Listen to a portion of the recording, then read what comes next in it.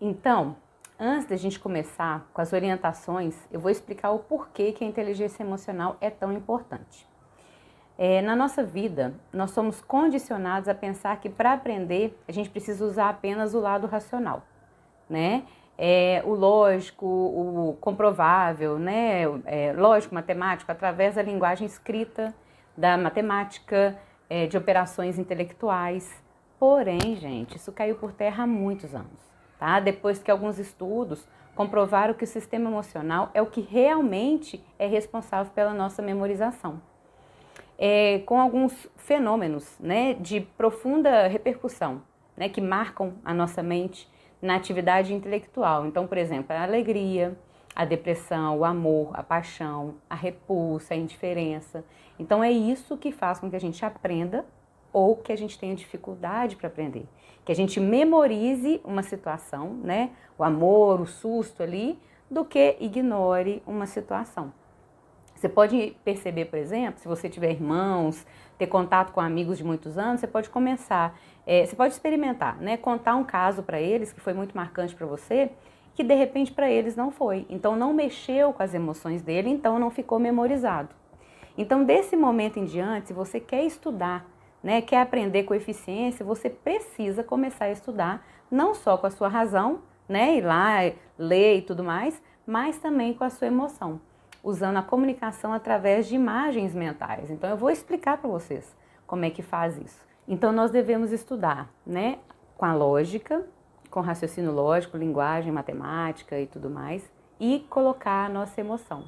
Porque assim a gente está por inteiro naquele aprendizado. E a gente precisa estar por inteiro em tudo que a gente faz, não é isso? Então eu vou te ensinar aqui as 5 formas de programar o seu cérebro a fim de aproveitar todo o seu potencial, tá?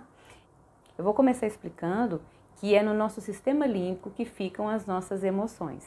É o nosso cérebro emotivo e que nos protege, nos preserva. Ele é programado, gente, através do amor, do interesse, que é o que dá a motivação, do senso de utilidade, do que é útil, né, e vai ser utilizado, do que vai ser inútil e descartado, e das emoções envolvidas. Então eu vou te explicar ali essas 5 formas de programar o seu cérebro, passo a passo, tá? Uma por uma. Então eu vou te explicar aqui cada uma. Número 1, né, que é a do amor, a programação através do amor. O amor que você tem pelas coisas, pelas pessoas, né, ou que se refere, né, à situação que você está ali vivenciando. Quanto mais você gosta de alguma coisa, ou de alguém, ou daquela situação, mais o nosso sistema límbico se envolve com o assunto, né, e consequentemente participa daquela parte da sua vida, te ajudando, te auxiliando com seu intenso potencial. O seu cérebro ele está ali inteiro, né, com o imenso potencial que ele tem para você ter força e aprender e se envolver plenamente naquela situação. Então, o amor é uma forma forte de programar o seu cérebro, ter amor pelo que você está fazendo, pelo que você está se envolvendo, né? Número 2, né, a segunda forma de programar o seu cérebro é através do seu interesse, do interesse que você tem pelo assunto, pela pessoa. O seu interesse é conhecido pelo seu cérebro como uma forte indicação de que aquilo realmente é importante e, portanto, deve ser aprendido, né, memorizado ali, ter atenção naquilo ali. Então você pode guardar, ele vai ser objeto de atenção. E é aí que mora a motivação. Se você não tem interesse, não tem motivação, né? Então você precisa entender que tendo interesse pelo assunto, fica muito mais fácil de você aprender, tá? Senão você fica desmotivado. A terceira forma de programar o seu cérebro é pelo senso de utilidade, né? Então é o senso de utilidade pelo assunto, por uma pessoa na sua vida, para o seu bem-estar próprio, né? Busca de prazer ou de fugir daquilo ali, daquele problema, daquela dor. Quanto mais você se conhece, né? Quanto mais você busca essa forma de entender a utilização de algum dado, né? De alguma situação ali importante, mais o seu cérebro quer memorizar aquela situação. Se você não vê, né? Se a pessoa não vê ali ou sente interesse que aquele assunto é útil para a vida dela, ou alguém, né, é interessante, é útil para a vida dela, o cérebro simplesmente vai desprezar as informações, né? Por esse motivo, inconscientemente, muitos alunos, né, na época da escola, imagina aí quando você estava na escola, muitos alunos, você mesmo, né, pode ter vivido isso, se programam cerebralmente para não prestar atenção nas aulas. E isso vira um costume, né? Se conscientemente você mudar de programação, vai passar a assimilar melhor a aula, tá? Então a gente precisa mostrar que aquilo é importante, que aquilo é útil. Senão o cérebro simplesmente vai descartar, tá? Eu vou dar um exemplo.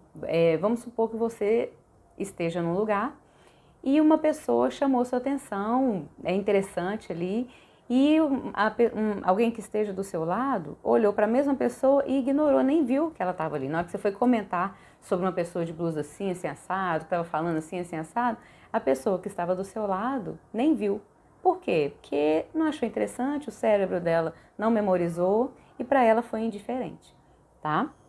E a nossa quarta programação é através de imagens mentais, né? Imagens mentais feitas por você a respeito do que você quer ou do que você não quer. O nosso cérebro trabalha para realizar a imagem com a qual você programou. É como se o seu cérebro, eu vou ter uma aula que eu vou te mostrar exatamente como usar, né? É como se o seu cérebro ele partisse da ideia de que a imagem que o consciente manda, né, a nossa razão manda para a nossa mente, é o melhor para você como um todo. Então é por isso que é muito importante você mandar boas mensagens, né? Não é bom mandar uma mensagem ruim.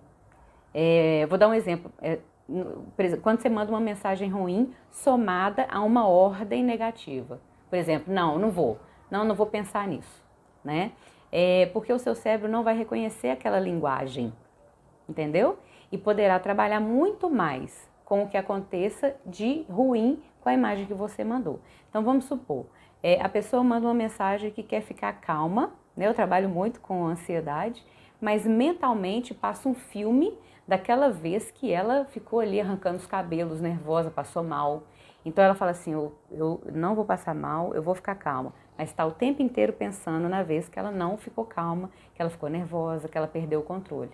Então o que o cérebro vai fazer? Ele vai ignorar a sua fala, mas ele vai registrar aquela memória, né? Aquela lembrança. Então você tem que ter muito cuidado com as imagens que você manda para sua mente.